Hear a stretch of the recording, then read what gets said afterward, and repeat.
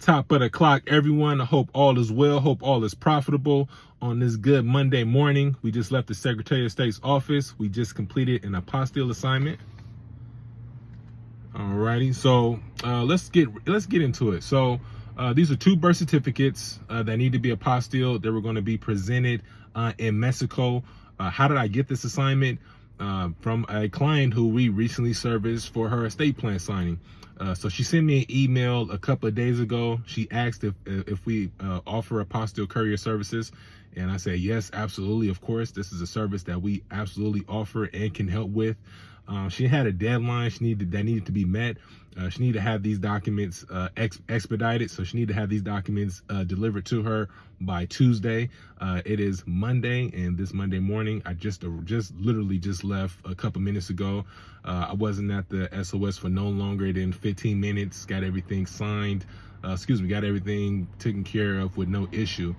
So, as a California notary, when you're performing these type of assignments, here's a few things that you want to be on the lookout for.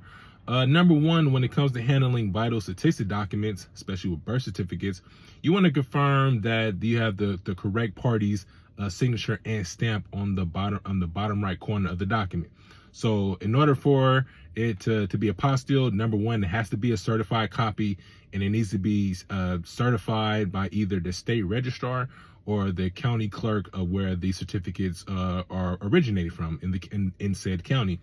I give you an example. A couple of years ago, when I started performing apostille assignments, I helped out an estate planning attorney with getting a birth certificate apostilled. And when I took it to the Secretary of State, it got rejected not once but twice. And the reason being is because I didn't have the correct certificate. It wasn't a certified copy. It was an informational copy, and it wasn't stamped by the county clerk or the state registrar. So you can imagine, an attorney wasn't happy about it, but we got it corrected, and I learned so much from that situation to where now we're more efficient with handling these assignments, and we're able to get them done without issue. Number three. And this is something I thought this was going to be something that was going to hold us up. The documents weren't issued within the last 5 years. As a fact, these certificates are a decade plus old.